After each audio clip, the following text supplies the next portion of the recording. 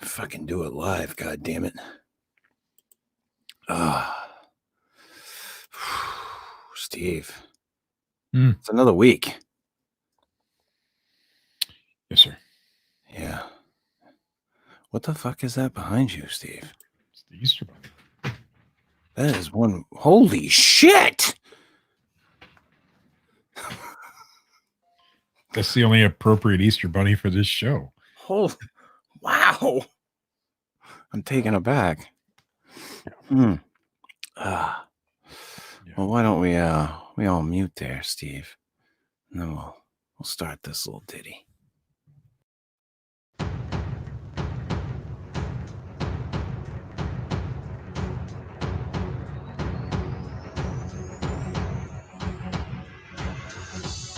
Once a week, three laddies come together from distant lands to talk about Bigfeet, Martians, ghosts, time travel, chupacabras, and the Sweetwater legend.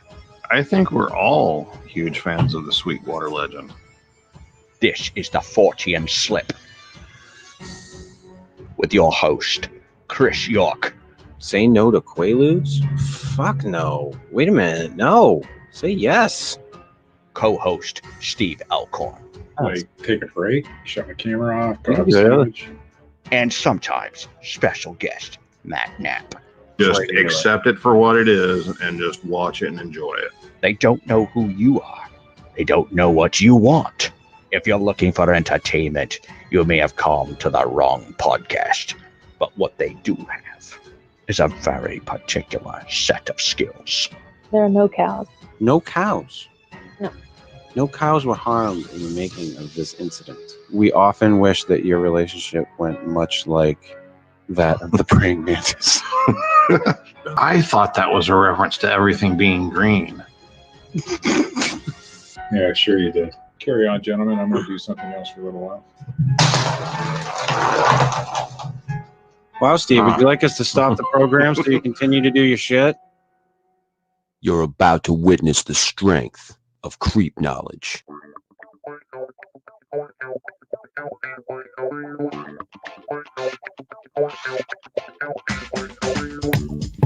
Good evening, and welcome to the Fortean Slip.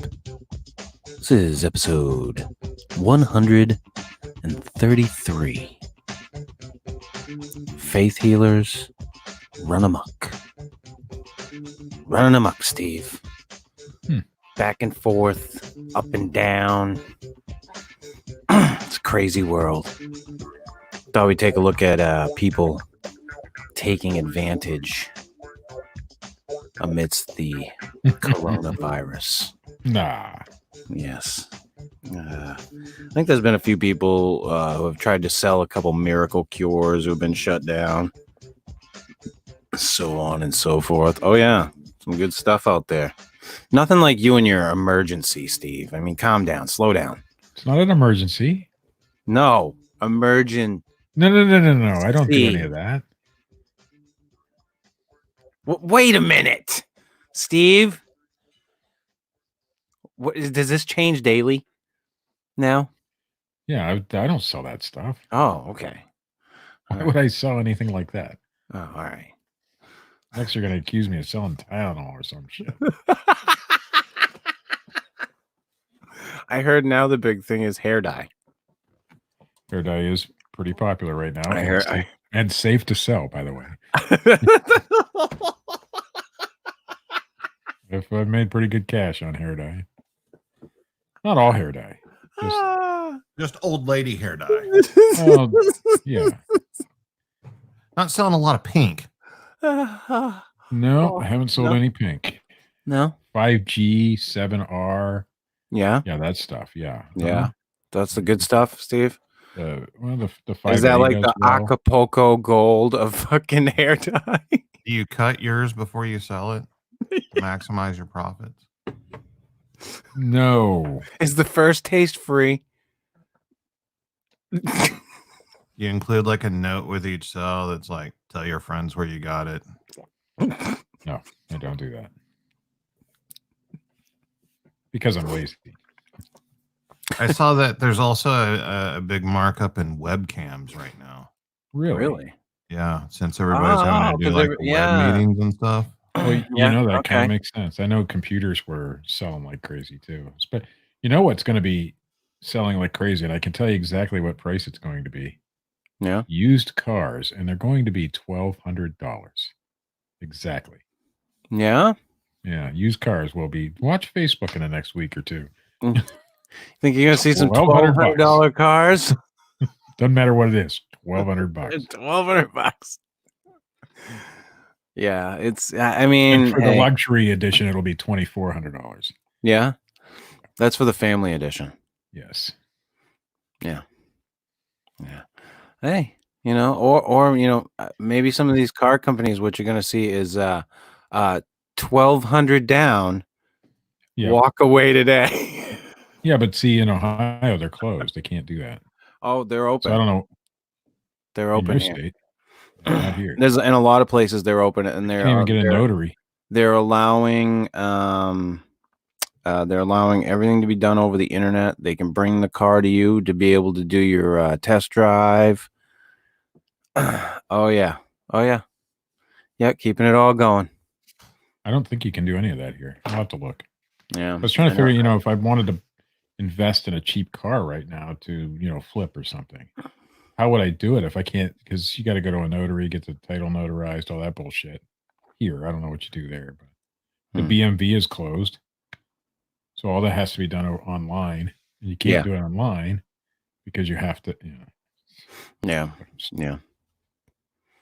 It's very, very strange right now, but hey, we just trudge on through. Keep on going, Steve. What are you gonna do? What are you gonna do otherwise? I don't know. I mean, I think you should take up squatching. I think you should go out in the woods. That's what I think you should do in this time of coronavirus. That could be good. No. Dude, all the GoPros you got? I got one GoPro. Okay, the one GoPro you got? That's all you need. You do like Les Stroud, but Steve Alcorn. The one community that has no clue what a GoPro is the Bigfoot community, because they can't know what it is, because they might say they do, but it's the impossible. Pictures or the video that comes back from that community is not GoPro quality. Yeah, it's. But yeah, I think that's what you should do, Steve. I mean, this is the perfect GoPro time. Hero 3 quality. Listen, you can't do a lot of reselling right now. Yeah, you can. See, that's the thing. Steve, I want to point something out right now. Yes, sir. Okay, you're part of the problem. How? Because you won't stop. Who says that I'm going out to buy things? How do you know I'm not ordering them and having them delivered here? Are you? Yes. When I go to my grocery shopping, Matt, could I get your bullshit detector on this one? I mean, if you refer back to the past couple episodes, specifically last week, you did say that you went out. I'm still going. Stuff. I'm still going on. No. I'm not now. No, I haven't. You actually talked about crossing state lines. See, so okay. I may have crossed state lines this week, but that was Steve, why not, instead of doing all this stuff, turn your powers to squatching?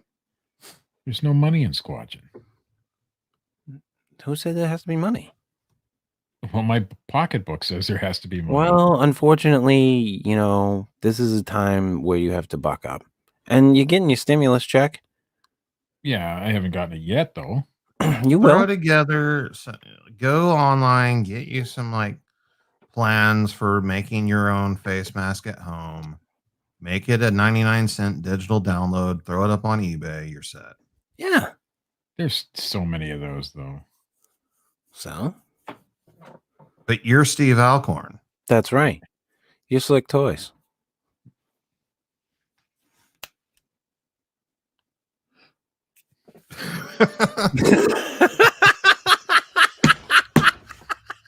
You're not supposed to give away my store name. It's your YouTube channel. Yeah. Is it? Yes. Used to be. the old YouTube channel, dude. Yeah. Much like anybody with half a brain could find out what Oh that no, is. it's really easy to figure out my see, I get people asking me, what's your eBay store? What's your Amazon? Just fucking look it up. It's not that hard. Yeah, It's it isn't hard at all. pretty simple procedure. It's easy to find anybody's pretty much. Yeah. But yeah. What are you selling? Well, if you can't figure it out, fuck you. I think you should though. I think you should you and Marcia should go into Squatching for a little while. Oh yeah, that's gonna happen. Yeah. Yeah. No. I think that'd be awesome. Much rather take up roller derby or some shit. You want to watch it? You want to watch a marriage just fucking end quickly?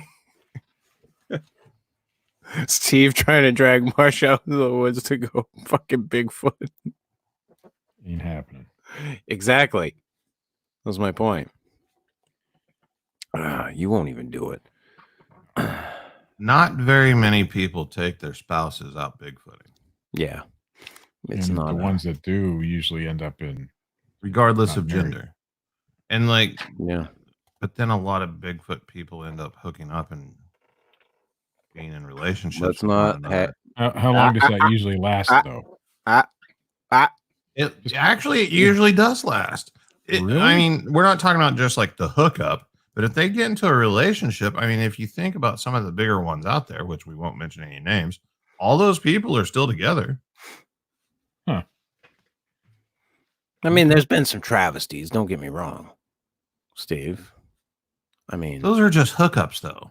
there Those might aren't have relationships. there might have been some people who I'm you not know. mentioning any names. I'm just saying. Oftentimes,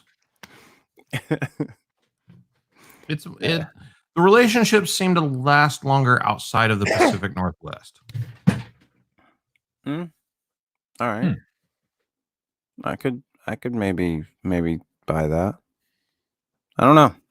I'm not, tight with a lot of those people, so I just know my little experience. So, yeah. That happened. Oh, fuck Dean Cooper. Fuck. Welcome Dean back, Cooper. fucking Dean Cooper. All right, now go away. Fuck Dean Cooper. All right, he's back now. Now we can. CEO of Cooper Tires. That's over. He runs a tire empire. Our concern has now ended. Yeah, that's it. All right, you're fine. Fuck you. He could be typing by blowing in a tube right now for all you know. We don't care. Fuck it. Fuck it. Fuck it. Who cares? Don't care. Nice to see you. Yeah.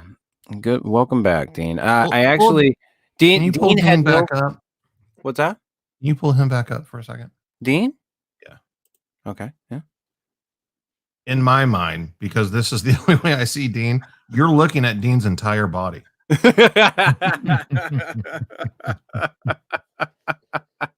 Like that's my Dean Cooper in my mind. Yeah, exactly.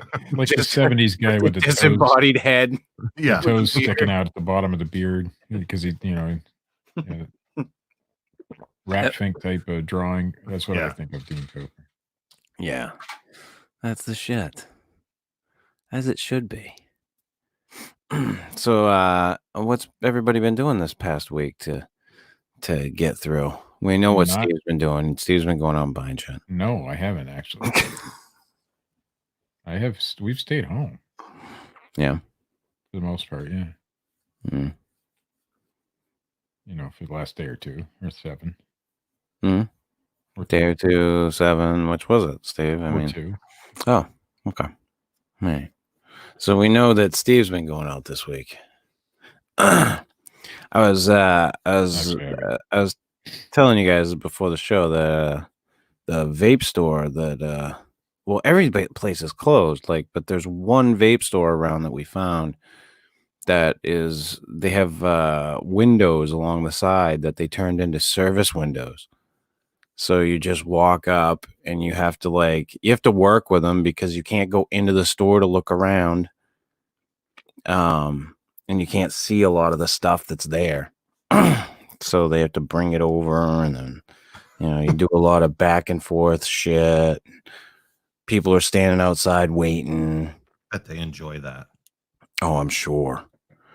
Well, ultimately, I bet you a lot of them enjoy the fact that there's not people walking in and out of the store and all around. I mean, it's probably a much easier day for them to just serve people out the window.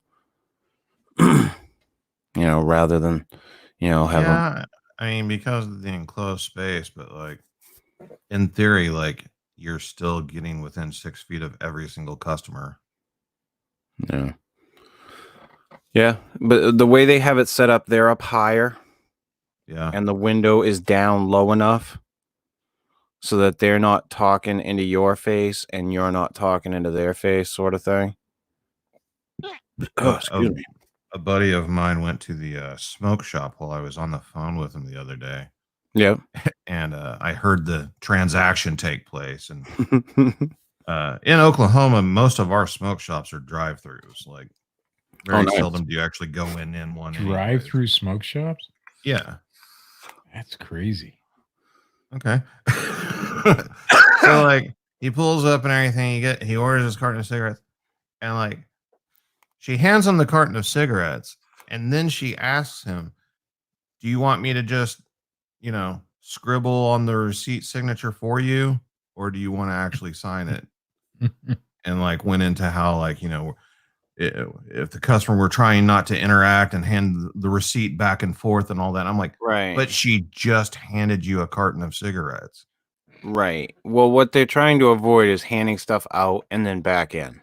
Right. That's safe. They're going to be handing stuff out all day. But so I mean, and I know some places are no cash. They don't want cash. They want all cards. I was talking with Holly yesterday, and Holly made a good point. She's like, listen, everybody's going to get it eventually. That's the sad truth about this, is that everyone, it will run its course eventually. But by doing what we're doing, we're giving time to be able to take care of that, so that the hospitals don't get overrun with people from the country just being slammed by this thing. So the idea that people say we're not out of the fucking water on this thing yet, they're absolutely right. It's a bit yet. And people just gotta fucking sit tight. I mean, the government. People also have to remember that they've already said, and they've been saying this, even if it tampers down, it's coming back next year. Oh yeah. It's not going away forever. Yeah, I mean, the difference is that they may have a vaccine in place at that point, or preventative drugs of some sort. Yeah. So there's all kinds of different things that they can put into place, but maybe this is the answer to take care of the anti-vaccine community. They won't take it. Well, yeah, that's a whole nother fucking that's a fucking can of worms. I don't even want to fucking open up that bullshit. There's a lot of cans of worms going on right Dude, now. The most recent one that I heard was they're going to chip you with each vaccination. Yes. That's how they're going to get us all chipped. They're going to chip us with the vaccination. I'm fine with being chipped. At this point, I don't give a shit. That's the mark of the beast, man. Yeah, because they can't do everything that they can with a chip already with your phone. Yeah. I mean, you've got that. So you welcomed this into your fucking hand. Yeah, easily. We've talked about that. That's how they keep track of the coronavirus in China. They make everybody put an app on. Everybody has to have a cell phone. Yeah, and an app. And if you've been anywhere near anybody with a coronavirus, you have to quarantine. Well, I think they have a green check mark and a red check mark, or a red X. If you have a red X, you have to stay home. It's like, what the fuck? They're talking about doing that here too. Ugh. Like, sir, I'll leave my fucking phone at home. Well, I think they should like make it where whenever you're near someone, because it's all done through like local Bluetooth, like nearby Bluetooth. That's how the apps work. Mhm. But instead of just like letting you know that you came in close proximity to someone that has it, I think that whenever someone who has it has their phone and somebody else with a phone comes near them, their phone goes off an alarm so everybody knows that this is the asshole with coronavirus that came out in public. Yeah. No, yeah. That's a good idea. Well, yeah, but if you leave your house when you have it and you take your phone with you, because, you know, there's a lot of idiots in this country who will, because they're idiots. Mm. You should be, you know, I don't want to see that happen, obviously. That's too big brothery to me. But we do some. Of course, this whole fucking thing is Big Brother. You know. This has bred some of the fucking wildest conspiracy theories I've seen in a long time. Everything. Like, you're all giving up your rights.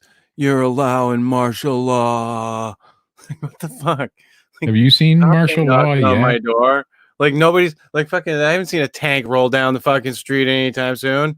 There are some scary things that are, you know, there are some things that are going on. Some, you know, rogue cops like to stop people and ask them why they're out and try to give them fines and shit. Yeah, but there's dickhead cops everywhere. Always. I had a buddy who was visited by the FBI because he was selling masks. He was out of them, but they had to come into his house to see that he was out of them. Yeah, that's a little bit too far, because most of us who were selling anything of that nature stopped selling it when this all went down. You know, because the first state of emergency done. So it's not it's over the top for the government to look into that when that's something that is known to be an issue. It was known to be an issue prior to the first state of emergency. If you stop selling at the first state of emergency, you shouldn't be looked into now. Okay, there's no records of me selling it. The drug dealers say that they stopped selling drugs too, Steve, but the FBI still goes there's back. proof. I mean, Amazon's been giving out names. Is what they've been doing. I understand that. What I'm saying, which is bullshit to me. The FBI has to check up on it. It's actually it's the FBI working with the health one. What's the health one? Because they're the ones enforcing that shit. FDA? No, that's the Drug Administration. It's not CDC. It's something. It's World something Health Organization. No, but anyway, it's not the FBI that's actually looking into it. They're just working with the other. But there's no evidence that I've sold anything that, and in fact, it wasn't illegal. Still isn't illegal to sell. You know, it's not illegal for me to sell a mask or hand sanitizer. Not at all. No law in the book that says I can't do it. Not that I do, because I don't anymore. So how is that legal for them to come to your house and demand that you show them that you don't have any, or you do, and then seize it? Because it's not illegal. Yeah, because it's needed. Okay, I get that, but it's not an illegal product for me to possess. No, it's not an illegal product for you to possess. So did they kick in his door and search the house, or did he let them in? He said they were pretty kind about it, but he let them in. Well, yeah, of course he did. Okay, so it's fucking FBI knocks on your door. You're going to tell them to stay the fuck out? You can say if you don't have a warrant, you can't come in. Yeah. Okay, so what's going to happen the next time? Yeah, your door is going to get kicked in the next time. No, they're going to stand there and get the warrant while they're standing there and then come in. Absolutely. So you might as well let them the fuck in, right? You ain't got nothing to hide. I ain't got nothing to hide in my house. Right. But the point is, if you let them in on your own, then there's no illegal search. No, I didn't say it was an illegal search, but what I'm saying is it overstepping bounds at this point? They're using the defense. Well, what they're doing is using the Defense Production Act to seize this stuff from ordinary people. Steve, see, when you have medical personnel who are bitching and complaining all over the place that they don't have enough of these supplies, then yeah, then I see no problem with the FBI doing this whatsoever. When I have people who I know who are RNs and medical assistants who are out there doing this stuff and they're being told to reuse their masks. But are they really low? Are they really out of them? And that doesn't really matter. I mean, No, but the perception is that they're going to run out at some point. They're that's the protocol that they're being told right now. I mean, I know. I mean, I talk to Holly about it every week. They're going through some tough times with that shit. Sure. So I don't see a problem with it. I think that, as long as you guys followed the protocol and stopped doing what you were doing whenever, then you know that I did. Yeah, obviously. Well, it's kind of like I give you shit about it, but that's about it. I mean, for years we've seen it on TV. I've never actually seen a situation where a law enforcement officer had to take somebody's vehicle, for a high-speed chase. We've seen it on TV, but they really can if they need to, and nobody has an issue with it until it's their car that gets taken, and then they want to say, "Well, no, they can't do that." Well, yeah, they can, because it's an emergency. Well, the only way situation. they can do this now is to use the powers of the that Defense Production Act, right? And that could get scary. They could deem anything a necessity. They could deem anything. And yeah, that gets a little scary. But I'd gladly turn over what I had. I've given it all away anyway. Oh yeah, no, yeah, absolutely. But what I'm saying is, I don't see an issue with the FBI at least checking up on it, because that's it. I mean, a lot of that is those guys are just doing their fucking job. They were just like throwing that. You got to go check on this guy in fucking East Gish fucking here, because we get a report that they were selling this. So, I mean, do you think half of those guys want to be out there doing that shit? Fuck no. Yeah, exactly. Fuck no. Now, right. If they went in there and said, "Okay, we also need all of your cash." Well, no, the problem that they have with the Defense Production Act, though, is that they actually have to pay for the shit they seize from you. Now, Steve, they have to pay you and all the resellers were stealing the game pieces to the McDonald's Monopoly game. I haven't watched it yet. Then I could selling the game pieces back to everybody. Then I could see why you would be upset that the FBI is showing up in it. Well, I've only known one person that this has happened to, and it went really well for him. Well, good. And they didn't even take what he had because it was just a small amount, probably less than what I have, which is a small amount at this point because I've given hundreds away because I don't want the FBI knocking at my fucking door.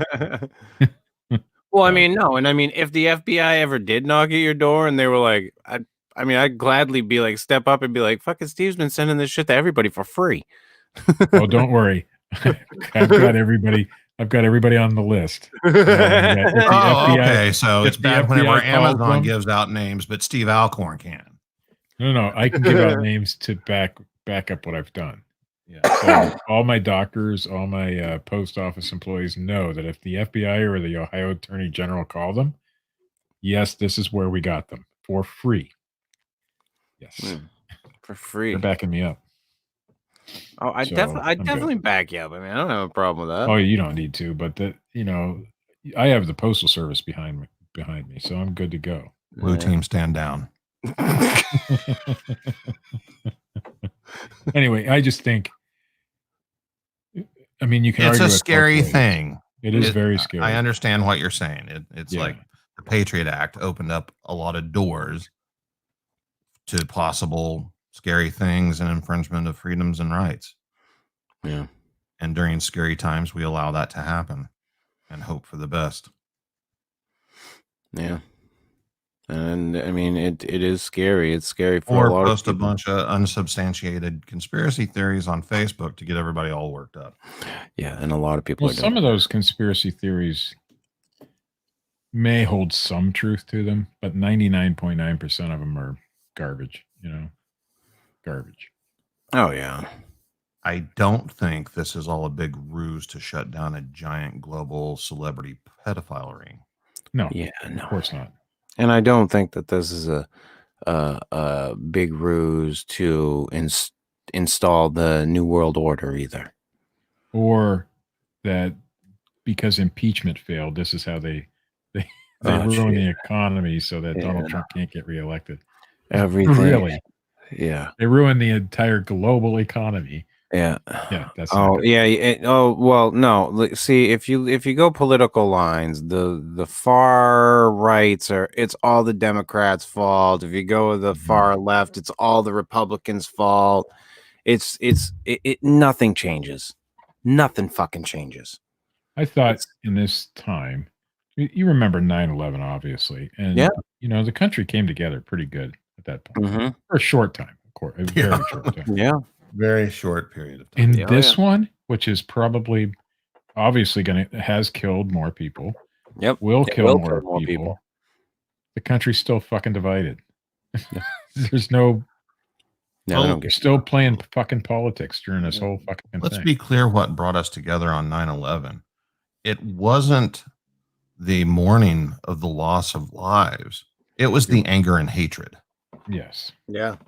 Nobody's Mhm. mad, so they're going to stay divided. Now, give them a common enemy that they can like go and hurt or kill, then you might see some people coming together. Yeah, because we're not going to. I mean, this started in China, but we're not going to declare war on China because of it.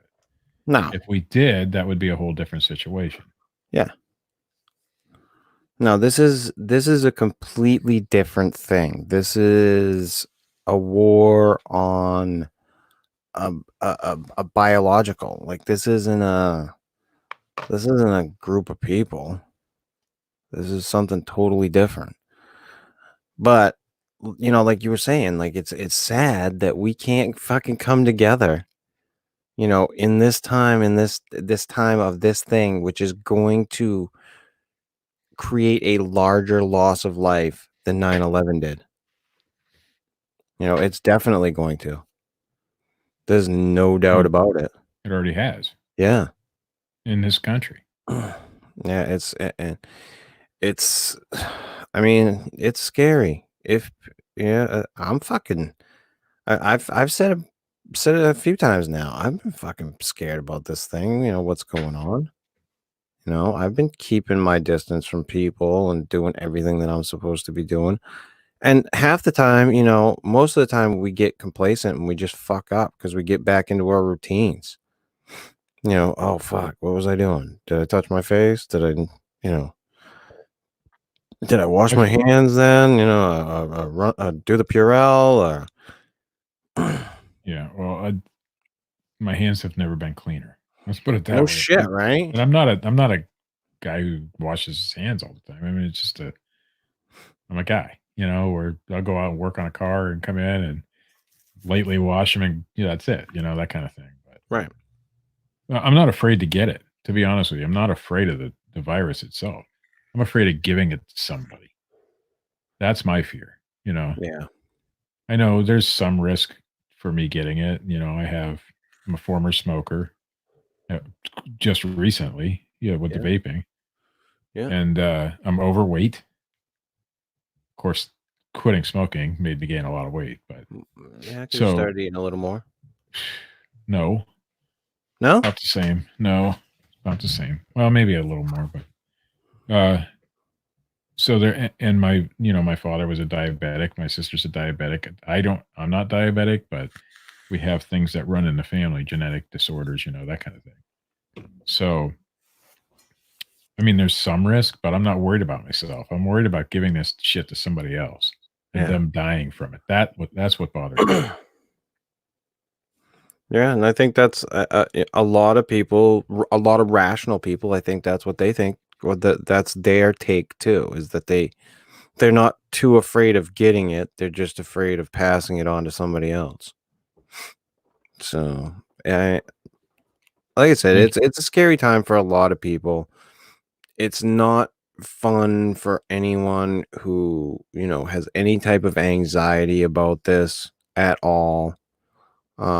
I mean, like I don't know if I think I said it last week on the show. Is it fucking man, Howie Mandel. Like, imagine what that motherfucker's going through right now. And he just put on that they did that comic thing. Like a Live Aid for comics there, because there's a bunch of comics that can't, they're not making any money whatsoever.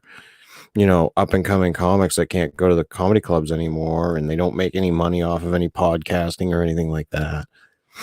So I heard that comedy podcasts and comedy YouTube channels are the hardest ones to make money on because you really have to have a following.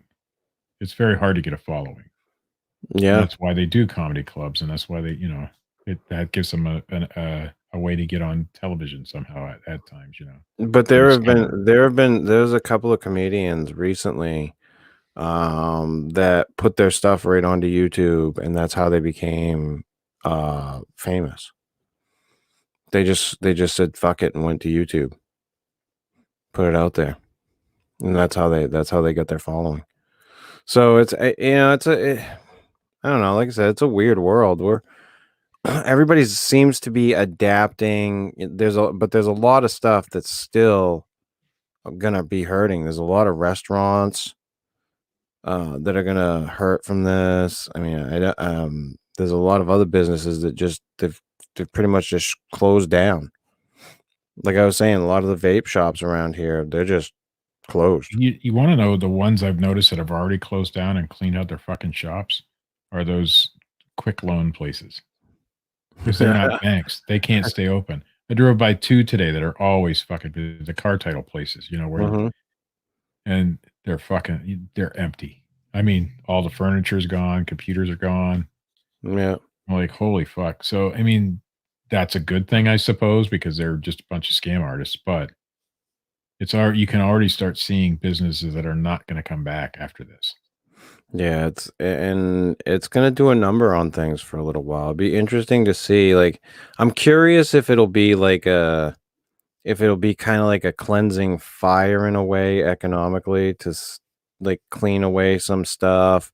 If it'll, I don't know. I really don't know. It's bad. It's bad that it's gonna hurt a lot of people. I know that there's gonna be a lot of small businesses that are really going to just. Ooh. Luckily, my small business has been able to survive so far. Yeah. But I was talking with my cousin. I'm like, are you guys still working? And he's like, oh yeah, I still get the guys out working. Construction. like in the state of Pennsylvania has been really hard. Construction is shut down in the state of Pennsylvania. My brother-in-law is in construction. Yeah. And he can't cross state lines because if he does, he has to quarantine himself for 14 days. 14 when he goes days. back into Pennsylvania.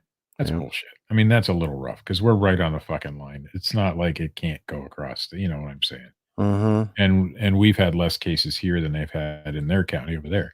So, but shut down construction, that's rough. And all the greenhouses, you can't even buy plants if you wanted to grow your own fucking food, you can't do it. Yeah. You shut them all down in Pennsylvania. Well, I'd heard that's like the biggest thing everybody's bitching about now is that they There's got to be roped off limits to what they're shutting down. they roped off the lawn and garden centers in Pennsylvania, for Walmarts, sure.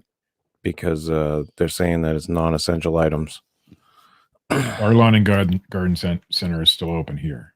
Yeah. In Walmart because I was there today and it was open. But I know in a lot of areas they're roping off toys in areas. You can't shop for anything that's not considered essential. That's a little rough. You're already in the store. My Walmart today, we went today because nobody was there. We went on the least popular. Well, day the other when thing everybody too was that celebrating becomes an Easter. issue is like, some people are trying to buy stuff to take home to keep themselves busy with. Yeah, you got to have some of that shit. And so I get that too, but they're trying to curtail stuff, but they're going about it the wrong way. Like it's just a friend of mine was complaining that he went to a grocery store, and so that they could keep track of how many people are in a store, you had to go in and out the same door. When you go in and out the same door, what are you doing? You're passing right next to somebody because you have to. There's no other way. Walmarts are different because they usually have 2 entrances.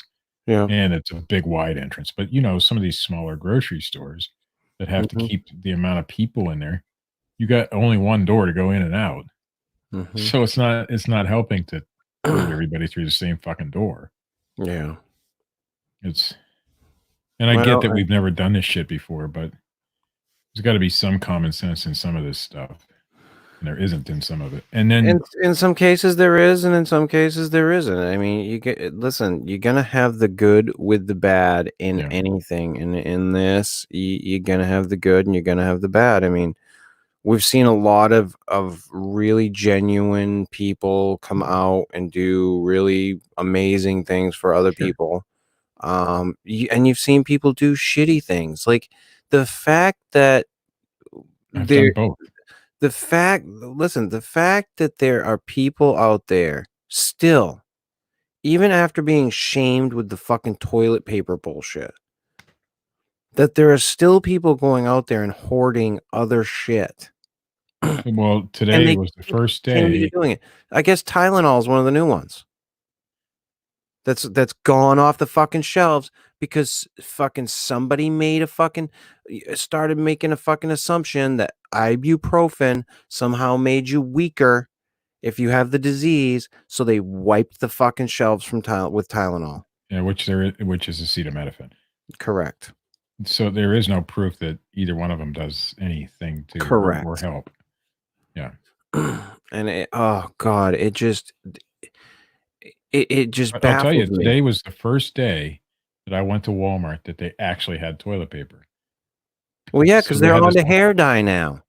This is the hair dye was stocked, but what are they doing with the hair dye? Is there hydrochloroquine in the hair dye? I don't fucking know. Oh God, let's hope so.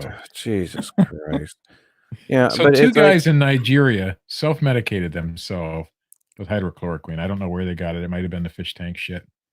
And the article was Trump touts hydrochloroquine, 2 Nigerians die. Or no, Nigerians die of hydrochloroquine poisoning. Come on, people. Anything for a fucking headline. I know, and it's like 2 people in Nigeria. It's anything for a fucking headline with this bullshit lately. That's what it is. But yeah, like people, even though people have been fucking, shamed for fucking stocking up on fucking toilet paper, shamed for the whatever else came. I can't remember what fucking was after that. Oh, it was the hand sanitizer and the toilet paper, and then it was the Tylenol. No, like fucking hell, people. I've been to stores now that they have to put the Tylenol behind the counter, and I've been to stores that limit anything medicine. Doesn't matter what it is, vitamins, medicine, cold ease, whatever. It's all limited to one unit or 2 units a person. As it because should. people are hoarding that shit. I hate to say it, but as it should be right now, because people just can't be fucking trusted. But what I'm saying is they're limiting the entire medication aisle to 1 unit. So if I need Tylenol and I need vitamin C, I can't get both. You can't get both? Yeah. Oh, that's fucking weird. That's how rough the stores around here have gotten.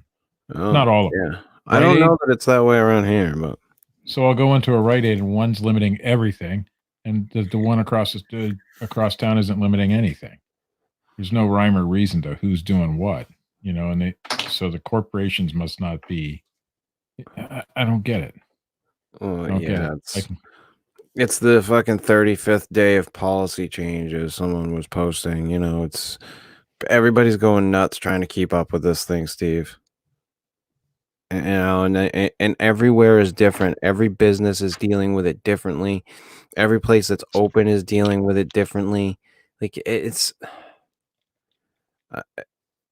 what's like, what's that, Matt? It's so different everywhere. Like there's, counties in Oklahoma where there's no cases. So like those counties don't have to do anything. Like they're just fine. Like nothing's really changed. I mean, everybody's being careful, but like I would imagine that trickles over into business to where managers are getting a lot of the say-so as to what happens at their own individual stores. Mm-hmm. So you might have a store, like one CVS, somebody might go in there and buy like all the Tylenol. The manager is alerted. so they put restrictions on it. Where at another CVS across town, that hasn't happened, so they're not doing anything about it.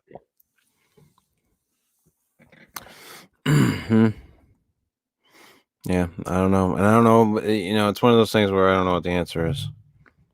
The answer is everybody just needs to chill the fuck out and stay at home until this blows over. Yeah. I mean, that's the answer.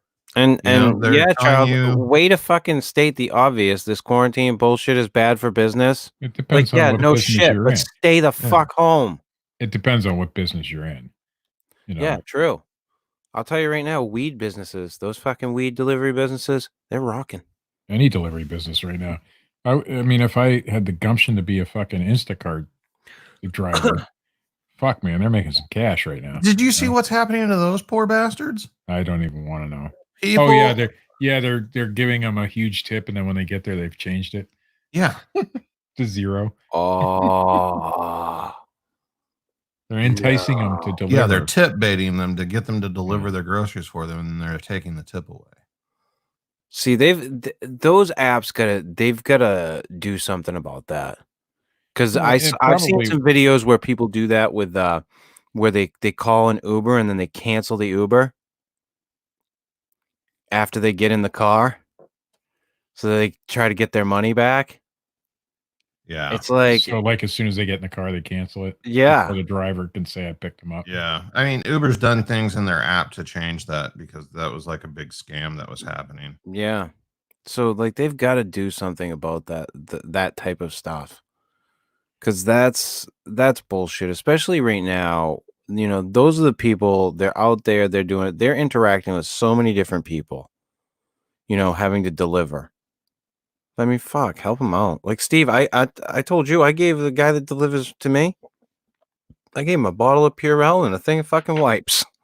You give somebody a bottle of Purell right now? Well, right now it's not as bad because there's a lot of places giving out free hand sanitizer. I'm going to tell you, go to Ollie's if you need if you have an Ollie's around you. No, I don't. They have it's like a liquid. It's almost like it's made by some liquor company, and they have these gallon jugs of it. And it's $10 for not a gallon, a liter. Yeah, a lot of the breweries here switched out all their tanks and making hand sanitizer. So it's becoming widely available if you know where to go get it. But a lot of pharmacies are making their own and giving it away for free. So it's not as.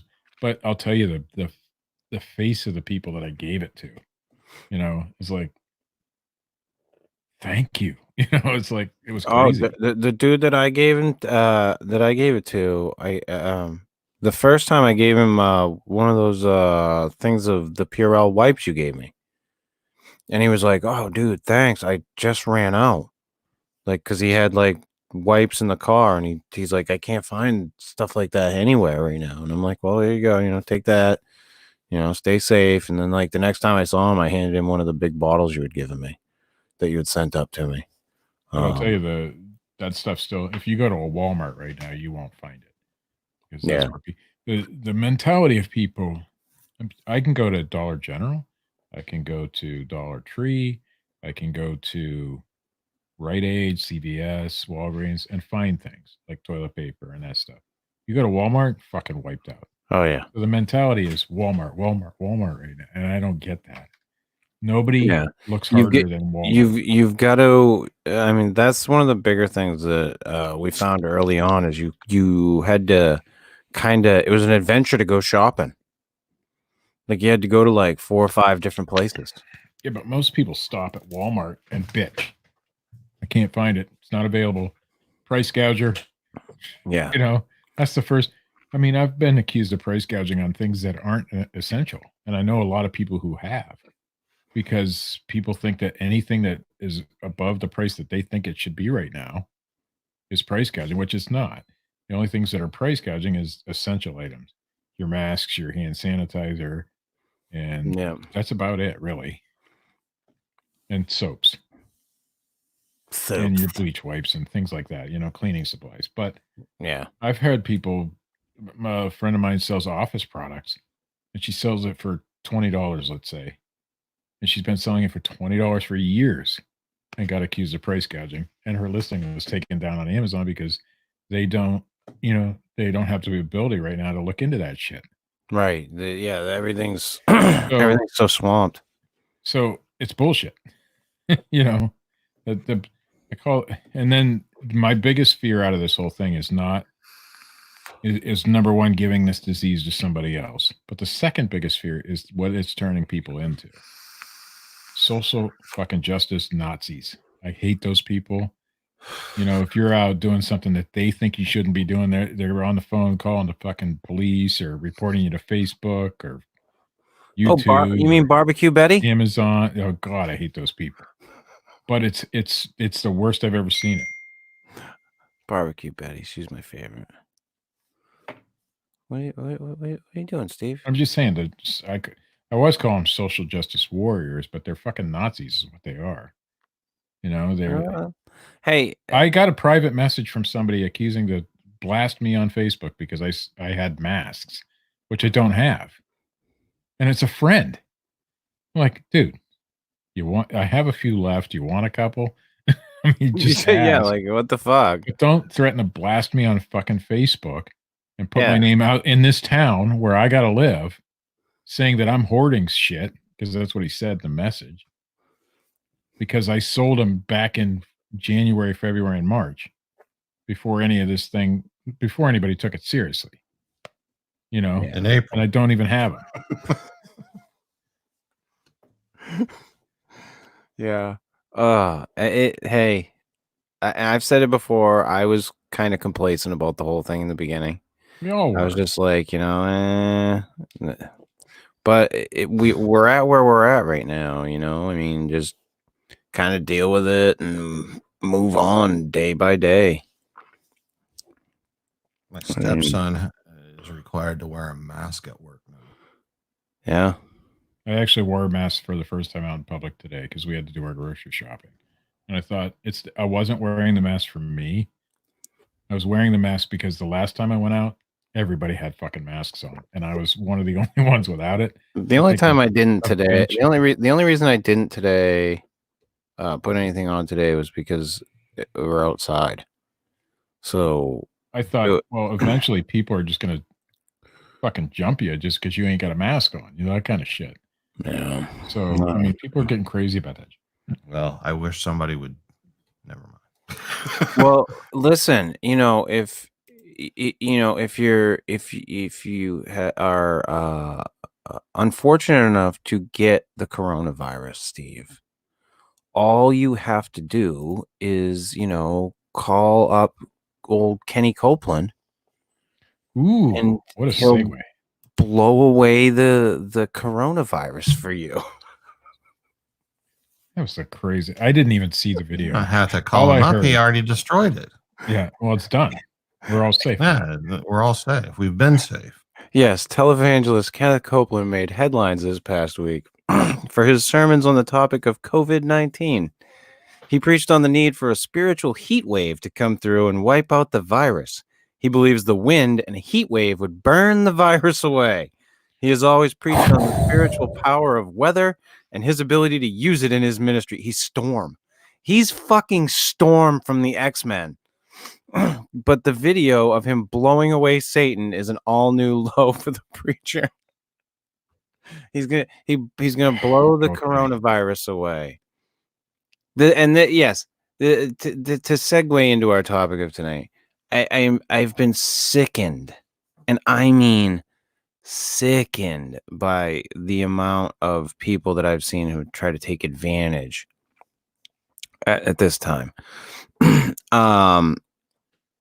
And this is going to go into an area you're not going to like, Steve. I'll be fine with it. I figured you would. I may agree with you even. Okay. A Georgia man was arrested for committing fraud against a federal agency. He attempted to sell $50 million worth of face masks and other PPE that he could not actually produce. If convicted, he could serve up to 20 years in prison. That is a different thing than what I would disagree with. Me selling a few masks on Amazon is one thing. Some guy claiming he has them, collecting money, and that doesn't have them. Yeah, that's fucking fraud. That's absolute fraud. He should go to prison for that. Yes. No scam with this one, just cold hard irony. An evangelist funded and ran resort, spa, hotel, and conference center was set to have its grand opening, but has since been canceled because of the coronavirus. The The irony comes in because all the speakers scheduled to present at the opening were renowned faith healers famous for laying hands on believers. Jokes aside, many faith healers are stepping back during the pandemic. Bethel Church, famous for visiting hospitals and nursing homes, has suspended all their functions, and they're just urging people to stay home, be clean, and wash their hands. That's the right thing to do. While most faith healing groups are wisely stepping back right now, there was one pastor in Alabama who has been criticized for inviting infected people to his church to be anointed with oil and prayed over. He stated on social media that he would not be like the other timid churches who are just looking out for their parishioners. He has since taken down his invitation, but not before the flood of people calling him an idiot. Wait, they're looking out for their parishioners, but he's not going to be like that. No. Parishioners be damned. No. Listen, I'm not just going to look out for you. No, I'm going to get you sick, and then I'm going to heal you. You know why they don't want to? You know why they don't want to close churches?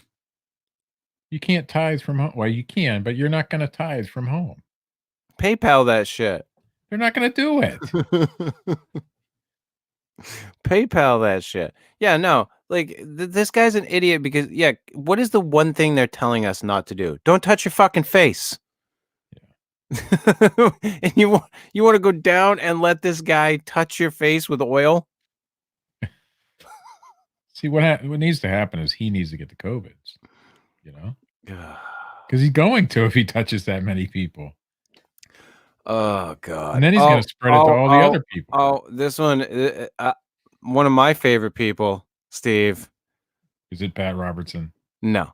The federal government is coming down on Alex Jones for pushing dietary supplements as treatments for coronavirus. What a motherfucker. They are threatening legal action if he does not stop promoting colloidal silver supplements, falsely stating the Pentagon has come out and documented and Homeland Security have said this stuff kills the whole SARS corona family at point blank range.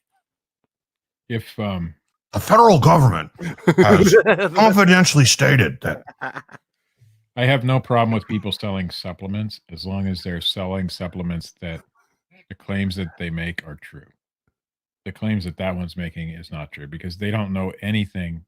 Nothing's been tested enough to know that it kills this thing. You got to know, Steve, it's a false flag operation. This colloidal silver can really work for you. It may, but it probably doesn't. No. Super COVID-19 buster. Like he always has like these crazy fucking names on his shit too. Like extreme power of the mind elixir.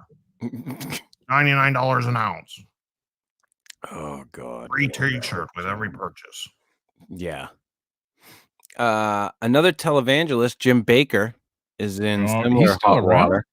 Also for promoting a colloidal silver product as a cure for coronavirus. Wait a second. His supposed expert guest on his show said, well, let's say it hasn't been tested on this strain of the coronavirus, but it has been tested on other strains of the coronavirus and has been able to eliminate it within 12 hours. Totally eliminate it. Kills it. Deactivates it. The state of Missouri has filed a lawsuit against him, and the FDA has also passed down a warning to him. Jim Baker in the realm of the faith healers, though? Why would he need to sell a supplement? He's selling some colloidal silver. He may not be a faith healer. I'm sure he believes in that. Hey, if you want to turn blue, have yourself some colloidal silver. You can turn blue. It's I guess. I thought Jim Baker was disgraced a long time ago. They all come back, Steve. Come on now. Look at Peter Popoff. He got fucking called out and made a mockery of, and then he came back.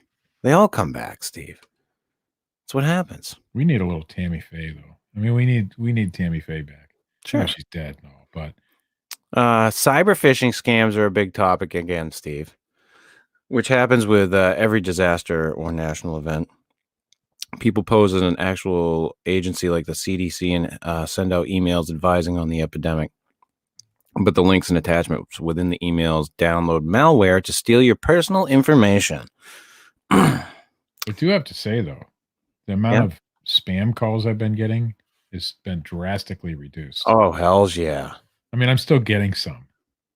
Oh, but yeah.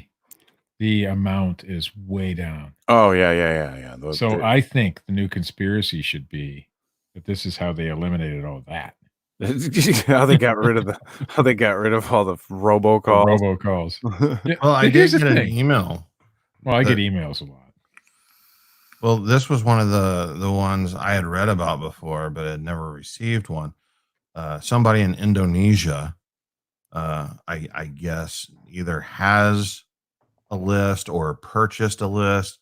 So they had my name from the email. They had my email address, obviously, and a password that I use. And that was the subject of the email. And they were, blackmailing me. Or they would send out my pornographic videos that I've made from them hijacking my webcam that you guys obviously know I don't have. Oh. Why were you making pornographic videos, man? It's just something I do in my spare time. I just sit in front of my computer. I knew you worked from home a lot, but yeah, and make. I didn't know you worked from home. But yeah, I had never received one of those before. Was it an actual password? Matt's like a cam girl. I mean, it was a password that I knew was already gone. Like it's a password I use on sites where you are required to have a password for something that I don't care about, and it doesn't matter if somebody hijacks that account. Okay, that's like not related to my actual passwords. So did they send out the porno or not? No, not yet. Well, they said they would send it to my friends. So I've been waiting. I'm not your friend. You're not my friend? It's a joke, man. Jeez. Oh God. Price gouging is staying a consistent problem. Authorities taking action against it at a historic level. Yes, they are. New York City alone has issued 550 violations and $275,000 in fines for price gouging relating to the coronavirus pandemic. Kentucky has responded to over 1,500 complaints. Online retailer Amazon says it has removed more than 500,000 listings and suspended nearly 4,000 sellers. Done. Here's a question, Steve, about the Amazon stuff that maybe you could shed some light on. Good. You guys do that. I gotta piss. So Amazon is removing all these sellers' accounts and stopping people from price gouging. Yes. No. But No. yes.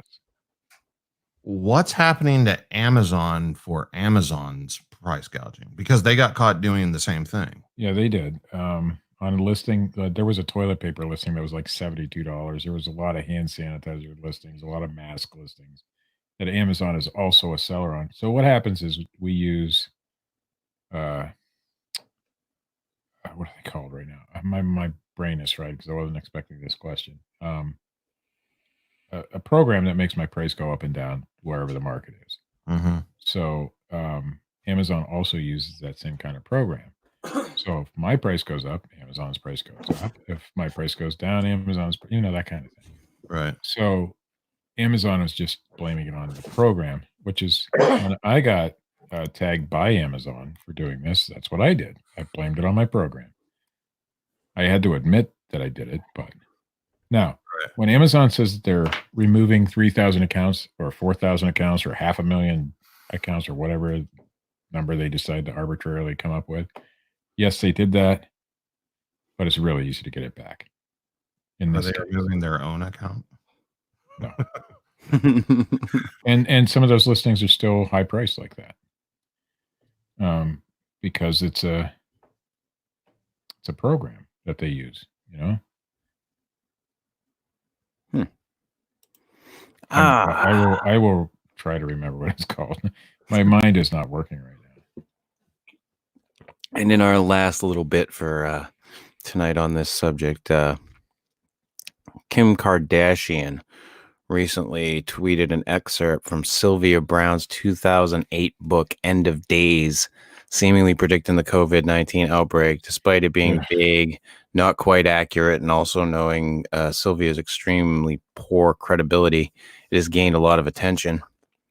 The excerpt reads, in around 2020, a severe pneumonia-like illness will spread throughout the globe, attacking the lungs and the bronchial tubes and resisting all known treatments. Almost more baffling than the illness itself will be the fact that it will suddenly vanish as quickly as it arrived. Oh, good. Attack again 10 years later, and then disappear completely. Well, good. Dun, dun.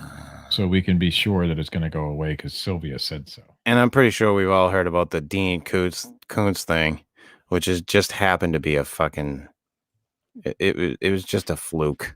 You can make any pandemic movie or book fit the situation that's going on now, because it could be predicted that something like this would eventually happen. They've been saying it for years. It's like doing a movie or a book about a super volcano erupting and then a super volcano erupting. You know, they predicted it. Bill Gates did that whole speech. I don't know if you guys have seen it a few years ago, and predicted exactly what's going on right now. It's not a prediction because he's psychic. It's a prediction because it would happen if you're not prepared. This is exactly what would happen if you're not prepared. Yeah. And we weren't prepared. Nobody was. Well, that's because people tell. See, this is one of the problems that happens with programs that are government funded. Okay. And there goes Chris. Chris All gone. Funded. Huh? You must be government funded. Yeah. Because Did you failed. I failed? You just froze and did nothing. That's exactly what the government tends to do. Oh, but I'm back, right? Yeah, maybe. I don't know. I haven't been able to. Okay, because I'm hardwired to the internet now. I'm not even on fucking Wi-Fi anymore. Anyway, you were saying government program is the last thing we heard. Government program. Where was I? Oh, when a government program gets defunded, you know, like things happen over time. Like if they're not, people think that, okay, well, we haven't had any of this happen, so we can take money out of here, or, you know, and that happens. You know, they take money out of programs all the time. You know, and it just, I mean, I'm not pointing fingers at any one side of the aisle on this one. I'm just saying what we had in place wasn't what we should have had in place for this. It was not at all. Well, right. I mean, every year they argue over the government budget, and that's not just here, that's globally. Yep. You know, and it's the same problem that we as individuals, we're guilty of the same thing. We don't prepare for things that we're not facing. Very rarely are we prepared for something that will happen down the road or could possibly happen, but because you have things that are happening right now that, you know, you put your efforts towards instead of the possibility. Like we're not spending a whole bunch of money to blow up an asteroid headed for the planet either, but we all know that it could happen. Oh, hell yeah. And I bet you that program isn't funded very well. No. Can we go back to faith healers and preachers for a minute? Sure. I brought up Pat Robertson earlier. I heard this week. Now, I haven't substantiated this. I haven't looked to see if it's true. But Pat Robertson believes that the COVID-19 virus is spread through, you want to guess? Gay sex? Close. Oral sex. Oh, actually, yes, I heard that shit. You can only get it by having oral sex. Yes, because oral sex is the sex of the devil. Man, all these 90-year-olds out there and 75-year-olds are having oral sex like crazy, man. A baby died. So he says last that week in Tulsa. Boy, that baby. Hey, oral sex, Matt. Had to be oral sex. Fucked. Pat Robertson says so. I need to get tested. Pat Robertson fucking says so. You better abstain. Well, how do these fucking guys get off? Like, seriously? Apparently not through oral sex. No kidding, right? Oh, I bet you they do. Ba-dum-bum. Oh, come on. You can't tell me Pat Robertson never did that. Nice. He thinks about it and talks about that shit all the time. He's done it. Never done it, Steve. He's a man. What's the one thing we know about televangelists and preachers? The thing they preach against the most is the thing that they do the most. What are you trying to say about that good man, Pat Robertson? Pat Robertson is a douchebag. Is what Pat Robertson is. I used to watch the 700 Club because my grandma watched it, You so like- I used to oh, watch it on a yeah. daily basis. and Good old shit. 700 Club. Who doesn't love that shit? Yeah, Who doesn't love before doom Pat and Robertson gloom? was- Who doesn't love doom and gloom every day? Yeah, but he wasn't all doom and gloom back in the day. It was actually sort of, kind of, maybe sort of legitimate, and I actually enjoyed watching him. And then he went fucking off the deep end. Kenneth Copeland, I've listened to him for a few years, a lot of years, because my grandma listened to him and other people I know listen to him. Is it just me, or does fucking Kenny Copeland look like fucking he belongs in the Winona's Got a Big Brown Beaver fucking video? That fucking wax face he's fucking got. He's like 140. Holy shit. He looks like a man. he looks like he has been fucking molded. His Here's fucking the face. deal. Preachers, televangelists need to have term limits, just like bullshit. Well, in local churches, a lot of the time, preachers don't stay for more than, say, 10 years because they wear out their welcome, and they know that, and so they move on to a different church. Tell and that go- to Joel Osteen. That motherfucker's planning on a nice long career. But He's, see, Joel Osteen and Kenneth Copeland are both, evangelists that Pieces of shit. 20 years ago they weren't like they are now. They're both cut from the same fucking cloth. No, Kenneth Copeland used to be pretty decent. I've listened to him. If you're a Christian and you believe in that sort of thing, Kenneth Copeland wasn't all that off. But nowadays, holy fuck! I saw that video. I'm like, I ain't the Kenneth Copeland I remember. Yeah, it's fucking nuts, man. What the fuck happens to these people? Money. I think they get high on their own fame and glory, and I don't know. They're not preachers anymore. Maybe when they started out, they were doing something that they believed to be good, but now it's just about the bottom line, I think. Is that always how the story ends? That everybody starts out doing something that they think is good, and then it just is that the fucking story? Is that the narrative? The road to hell is paved with good intentions. Right. Like, that is the saying, man. I mean, is that how it is for everything? No, I think a lot of people have bad intentions to start with. Oh yeah, I think some of the televangelists that you see, Billy Graham, I think he had good intentions the entire time. I don't think he was ever out to scam anybody. He believed what he was saying. But after him, these guys, they all end up the same way. Every single one of them. Name a televangelist that hasn't had some sort of scandal or hasn't had some sort of that fucking seed money shit thing they do now. Oh god. Oh, that stuff fucking irritates doing that for the years. fucking shit out of me. My grandmother used to get so many of those types of letters. And she was the type that would feed into that stuff. The prayer cloth they send you in the mail, and then you gotta pay for it. That stuff irks me. It's like, you motherfuckers preying on fucking people, who don't have who don't have a lot of money. Like, my grandmother lived off of Social Security. There he goes again. Fucking she lived off the Social Security that she got from my grandfather dying. Like, shit like that. Like, she had so little money. Like, and to be sending that type of shit off to, like, really? They'll send out these prayer cloths, whatever the item happens to be. I'm just using prayer cloth as an example. Yeah, they have you all send it back to them. You don't even get to keep the shit, and then they pray over it.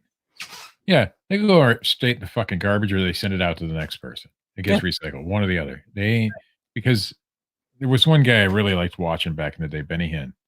And he's a little crazy, and of course he's been discredited since. No, but he would have the names of these people. He would have their illness. I mean, it would all be in an earpiece, just like Peter Popoff. And this is after Peter Popoff. It's like, really, dude. Come on. I admired you. Dropping people like Darth Vader. You'd point his hand, they'd just drop. Oh yeah. Bam. Is psychic surgery still a thing? I think so. I wonder if anybody's fucking trying to pull that one off. Fucking psychic surgery to get rid of COVID. Hey, let's do it. Let's fucking pull that shit. I assure you, in other countries, it has happened for sure. Oh yeah. Fuck yeah. Like that's the type of shit that people they prey on people's, fears with this whole thing, and they just it's sickening to me. This one especially, like the televangelists, like Kenneth Copeland, Jim Baker. That's Here's how I can tell a scam preacher, a preacher who's just out for the money. If he drives a better car than his richest parishioner, he's a fucking scam artist. Because a preacher shouldn't make that kind of money. They work one day a fucking week, maybe two. Listen, the fact that I need to have a fucking drone footage shot to see Joel Osteen's fucking mansion is disgusting. And how fast was Joel Osteen to open his church wherever he's at to make it into a hospital for COVID patients? Oh, what?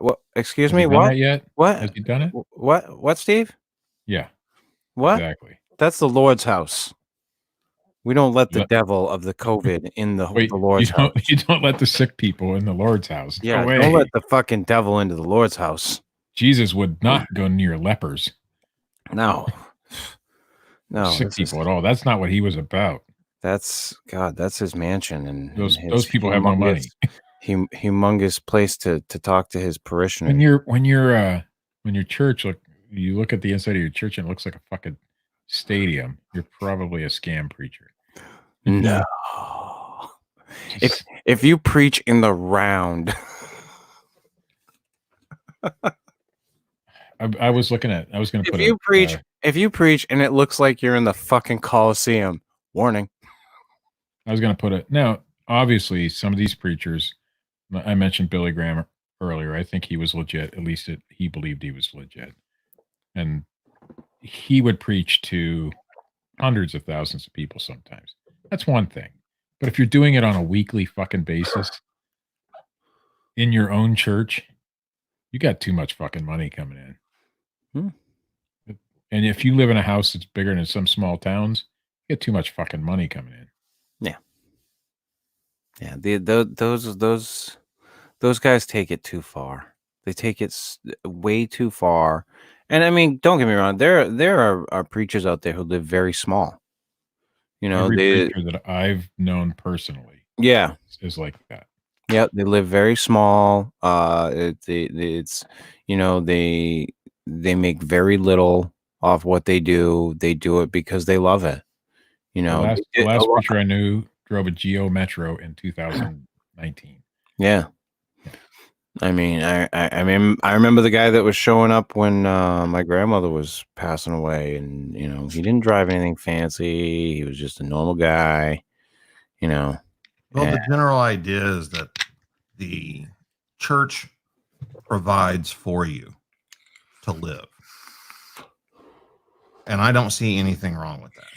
I don't either. But whenever it starts blending into profiting, and like beyond necessity, like that immediately raises flags for me.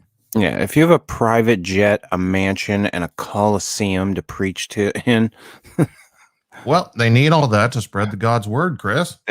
There's a problem, Matt. I'm sorry. So they couldn't just buy you a plane ticket. Yeah, needed a private jet. Yeah, had to have that private jet, buddy. I mean, but yet people still fall over themselves to go to this thing. Oh yeah, and people are so diehard fans of these figures. It's crazy. When they talk about the fucking golden calf and shit, these fucking televangelists, that's what they remind me of. The way they are worshipped by these people, it reminds me of that. People aren't going there to worship God. They're going there to worship Joel Osteen. Right. They're going there to fucking watch him do his bullshit. Because he's a religious celebrity. Yeah, and that's the thing. He's a religious. There shouldn't be celebrity in religion. Yeah, like I don't have a problem with there being some. here's the thing, like the now, and don't get me wrong, the new pope, the guy that's the pope now could be a fucking complete douche. I don't fucking know, but the way he acts humble. Like he acts like somebody in that position should. I don't the rest of honestly them- have a problem with religious celebrity, depending on what it is. The musicians, I used to love. I'm sure Matt's familiar. Carmen. I used to love listening to Carmen. Great. I'm not great talking about singer. like performers. I'm saying that's preachers. Right. But Billy Graham was a celebrity. But You know, he became famous though. Like he didn't seek it out. no, you're right. He didn't, and maybe that's the difference. Yeah, I think it's become a problem. And I think it breeds like it just breeds this black slick of just, I don't want to say evil, because what is evil, but it has this. It's a business. Yeah, it has They're just monopolizing and profiting off of religion and religious yeah, beliefs. and that's gross. Like, I mean, if Joel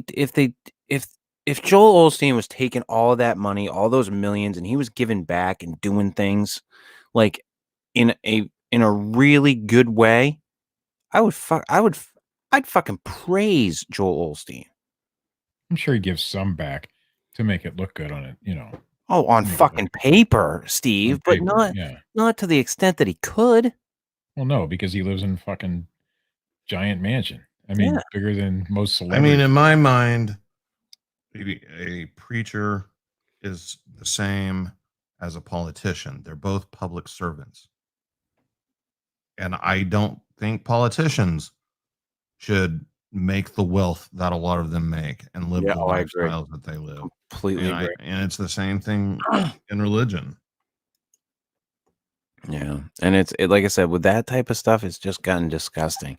And when you see those guys doing that stuff, like selling, at this point in time, selling colloidal silver, like it's a fucking cure-all. Snake oil is all. Yeah, they're snake oil salesmen. Exactly, Steve. They're running around even with the faith healing, that's snake oil too.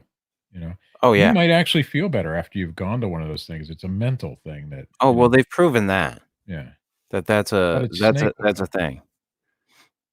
It's not really healed. I mean, do I believe it could happen? Absolutely. I mean, I grew up in church. I've seen some strange things happen, but is it when you go to a place like one of those big conferences or one of those big preaching events where they're healing everybody in the fucking building? Bullshit. Yeah, no, I don't buy it. And most of those guys have been found out to be scams anyway. Like, so even if one hasn't been found out to be a scam, the majority of them have been found out to be, oh, well, they know the name of the person. They say where they're fucking from. Like, come on, give me a fucking break. Like with Peter Popoff there. Like he was getting it fed to him through a fucking earpiece, and these people ate that shit up. Yeah, because you fill out a prayer request when you walk in the fucking door. Yeah. With your name and all your information on it. The type of people that buy into that are easy marks. Yeah. And they see a man that has a direct line to God and can fix their problems for them. Yep. And that's what they buy into. And then they stage a few things to make it look like he's hearing God's voice and getting this information. So therefore, if he's getting this information, then maybe he really can have this power from God, because he always points out that it's not him, it's God working through him. And then they stage or find somebody, like Steve said, that believes or feels better after it's over with and will get up there, and with the adrenaline pumping and everything, maybe they'll be able to walk without the walker for a few steps. Who knows? And they escort them off stage in a hurry before they collapse. People see that and then they experience it. Of course. Well, that's who I want to donate my money to. I want to help. I want to give back to him because He's helping all these people. He helped that guy walk. Yeah. So I've I want actually I want to do what I can to help. I spoke about Carmen earlier. I was in the only concert I ever went to, only Christian concert I ever went to, was when I was in Springfield, Missouri, in Collective college. soul. No, I don't think they're Christian. Anyway, so I was at a Carmen concert. It's free. He did all his concerts for free. You could give a donation when you went in, you know, that kind of thing. They passed an offering plate or something, but all his concerts were free, the way they should be. And there were people out in the parking lot, and some of them were on crutches. And I seen some people praying over this person who was on crutches, and they dropped the crutches and started walking. Was that real? I don't know.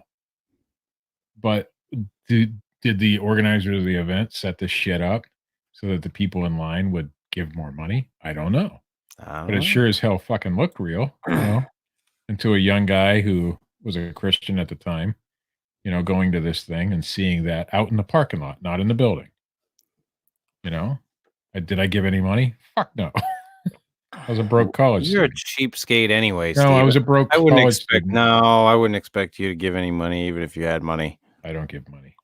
It's fucking. I'll give things, but They not pass money. the plate around. Steve's Generally, like, when you give money to that people, for? here's the thing. Generally, when you give money to people, give. I mean, out of the kindness of your heart. Yeah. Generally, they don't use it for what they're asking for. And so I choose not to give money. They need an item like hand sanitizer or a mask or something of that nature. Sure, I'll give it because you're going to have to use it. I used to give money to my sister to pay her rent. She bought weed instead. Yeah. So guess what I did? I gave it straight to the fucking landlord instead. I remember when I felt guilty because like when I got divorced, right after we split, I was, you know, I had to move in with my cousin for a little bit, and there were a couple of people who I know who sent me some money because they were like, you know, we know you're screwed. Like, they sent me money. I literally, because I felt so guilty about it, I like sent them back like itemized lists of what I bought with the money. Yeah, and that's probably what I would do. I mean, I've never had. And I remember one of them was like, I didn't need to know what you bought with. I'm like, I just wanted you to know that I didn't go out and blow the money that you sent me. Like, I went out and spent it on things that I needed. And, you know, I needed socks. I needed this. You know, I got the things I needed. You and I are in the minority when it comes to that, though.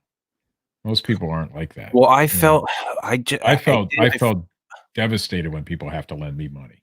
Well, I just felt guilty. Like, I was just like, like, I felt good that I had people in my life that were able to do that. Yeah, for me absolutely. You know, that was nice, and it helped, but it just like it sucked it sucked too because I was just like, oh, like and not like it sucked like because I was like, oh, I want to go spend this on stupid shit.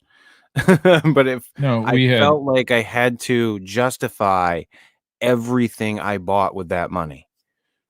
So we were in a rough time when I lost my job before I got the eBay and Amazon started, or right when I was getting that started. Yep.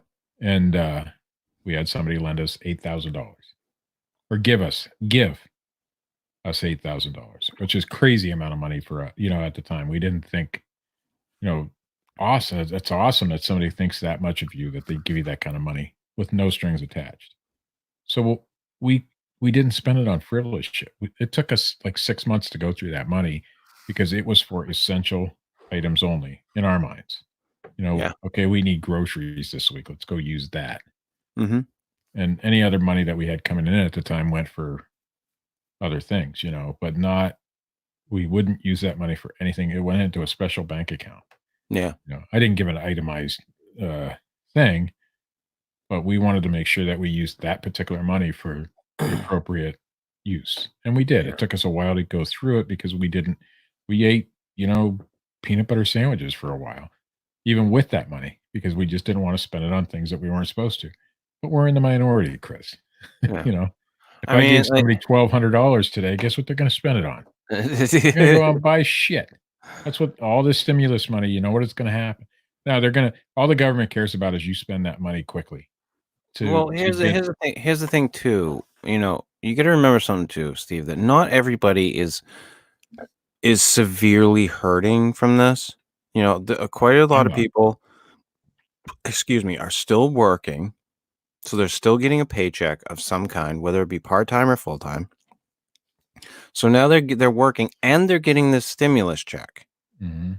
You know, so like I don't have a problem with people blowing that thing on stupid shit if they're taken care of. I was poor once, Chris, and I get my income tax return, and it would be gone within a couple days. Oh, fuck yeah. Because that's the mentality that a lot of people have.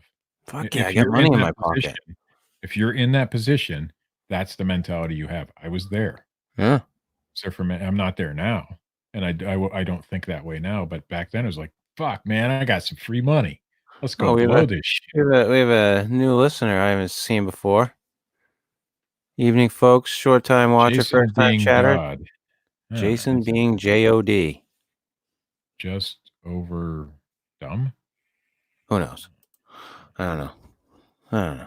Welcome, Jason, to the show. I hope you continue to listen. He won't. No. They all leave. They all do. Well, except Frank and Dean. Yeah, except for Frank and Dean. Where the fuck's Gabby tonight? No Gabby. She didn't get the COVIDs or anything, did she? I don't know. I don't talk to Gabby like I used to. So, you know, besides like, you know, hollering at her in the chat. No, she's every once in a while we send each other messages back. Speaking of somebody we know getting the COVIDs, I got something to talk to you about after the show. I'm not going to bring it up on the show. Okay. But yeah, I had heard from her recently, so I know she's like still around somewhere. But yeah, most people. This show is a. Would you call it an acquired taste, Matt?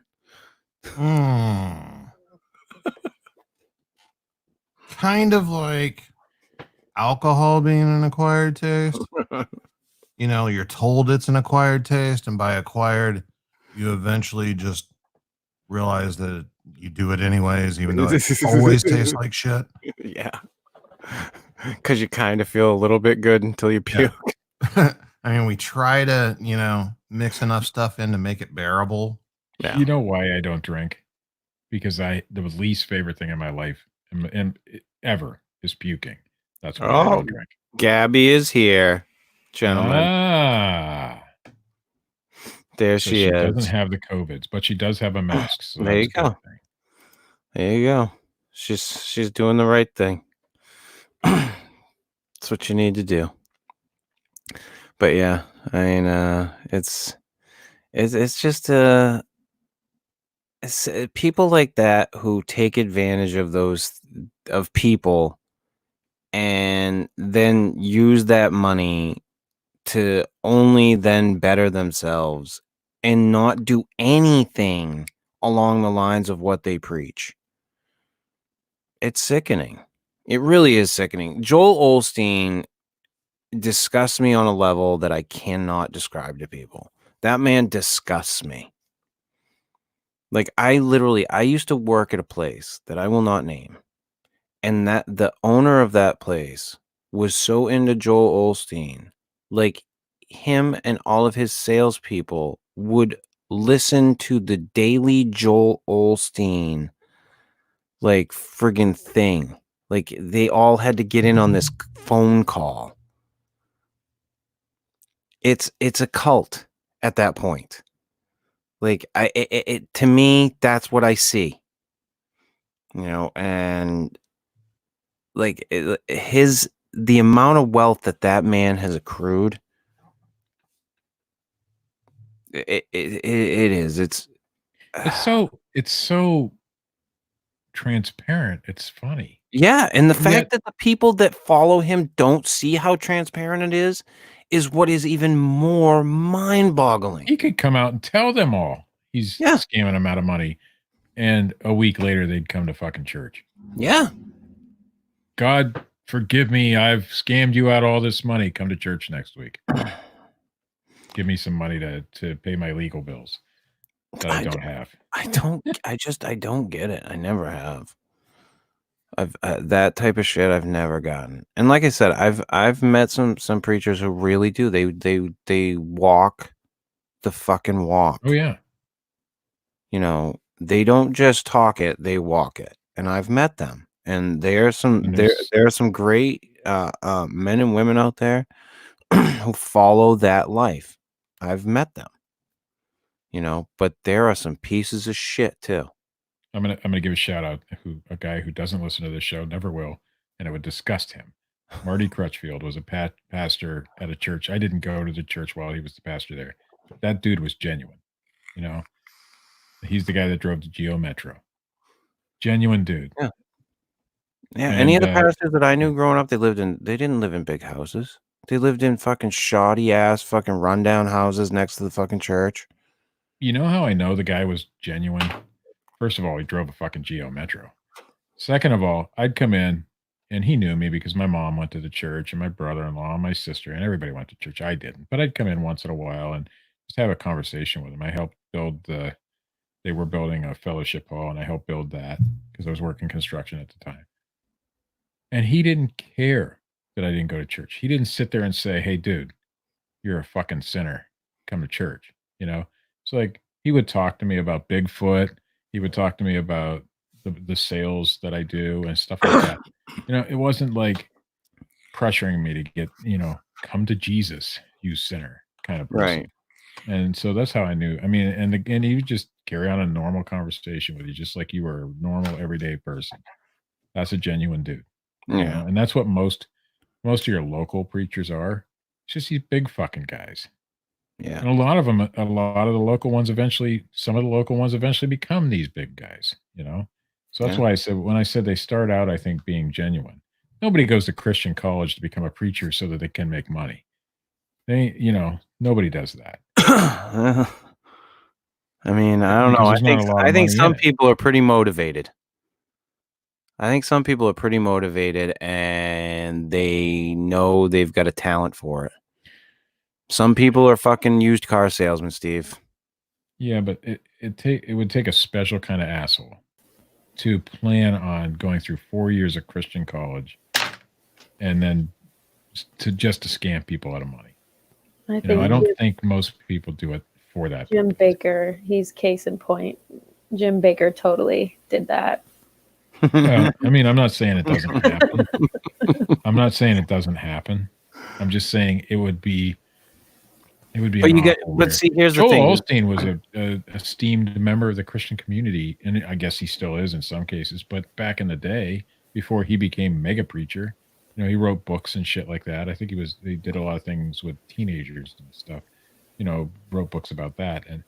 But in his case, I think there's so many more better things he could be doing with his money than owning an insanely huge house.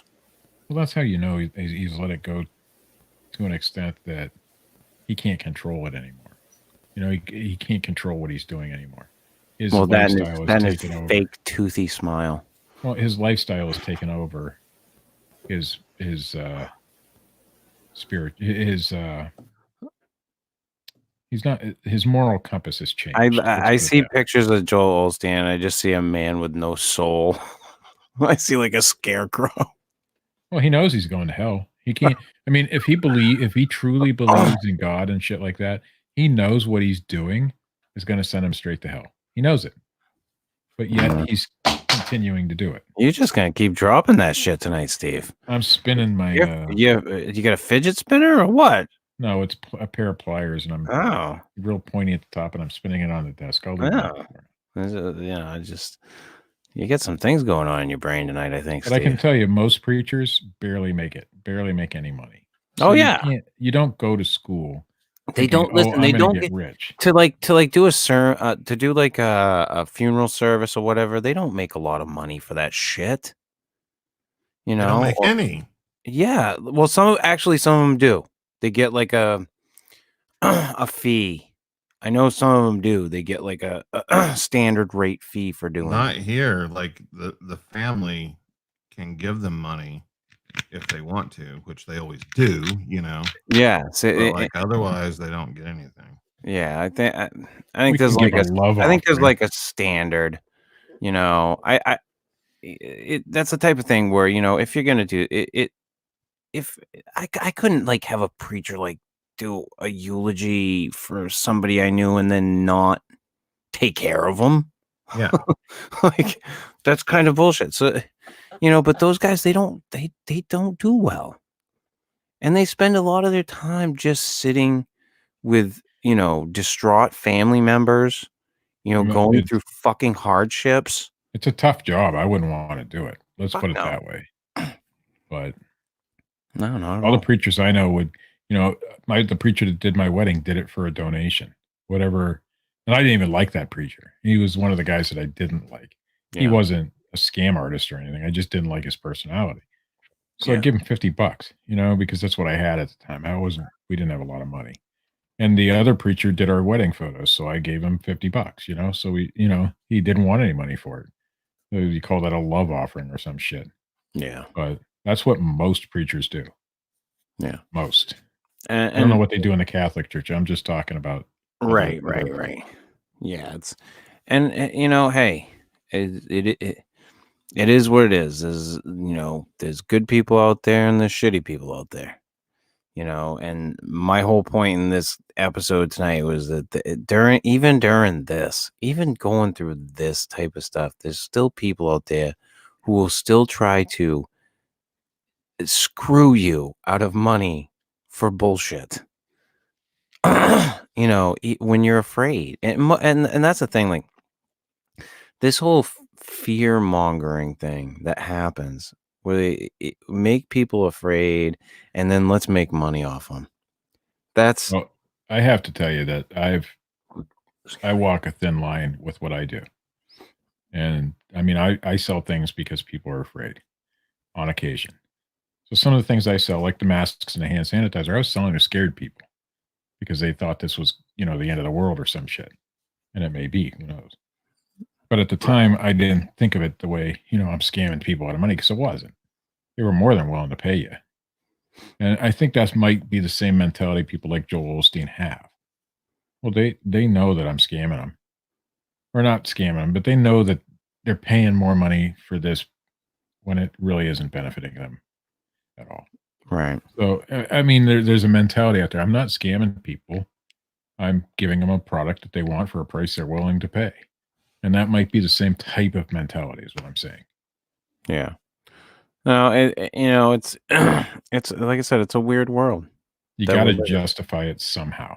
Like Matt and I were arguing in the beginning, though, when it comes to like the things that they're going after, like masks, sanitizer, PPE for, medical professionals. This is a crisis. So I don't have any problem with the FBI looking into that shit. No, I guess they don't. Checking into stuff. It sucks. It's one of those necessary evils. Like this is the type, and this is one of those times where we have to go through a lot of necessary evils. I do have to say though, when I was selling that stuff, the CDC's website and the CDC would come out in news conferences and say, wash your hands, don't use hand sanitizer, wash your hands. They would also say masks aren't going to help you. At that time. Now they've changed all that. Mm-hmm. So when I was selling it, it was an item that wasn't deemed essential. In fact, it was deemed harmful. Correct. Masks were deemed more harmful than essential. Now they've changed their mind on that shit. Mm-hmm. So now if I were selling them now, I'd be a fucking asshole.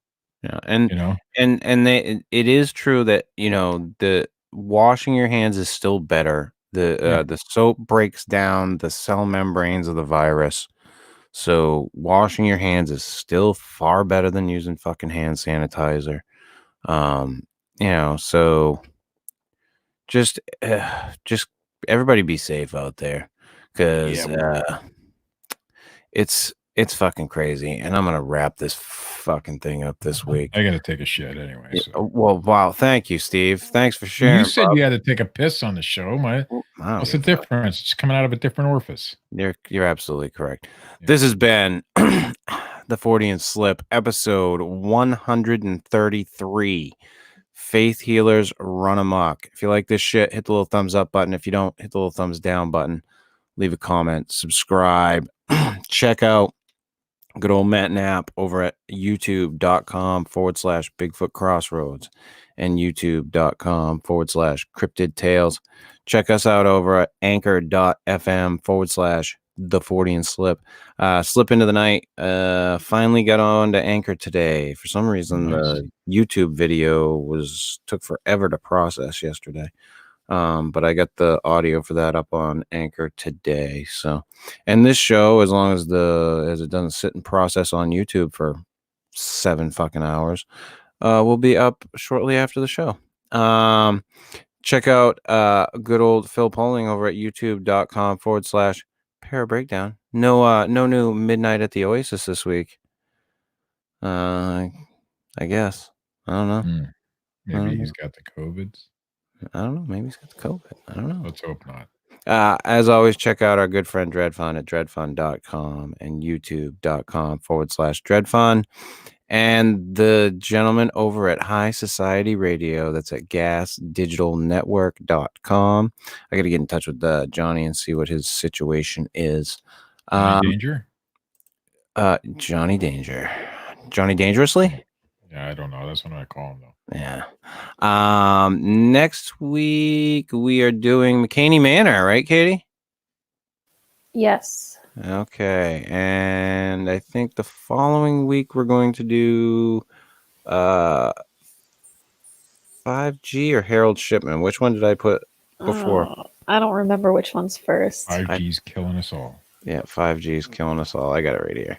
Harold Shipman and Healthcare Killers after McCaney Manor. So we will be back next week with McCaney Manor for you fucking hooligans. Everybody stay safe, be physically distant from the people around you. Fuck Dean Cooper, good to see you back. Glad you're feeling all right and doing well. Jason being JOD, thanks for joining us. Hope you stay on. And we will see you guys next time. See you.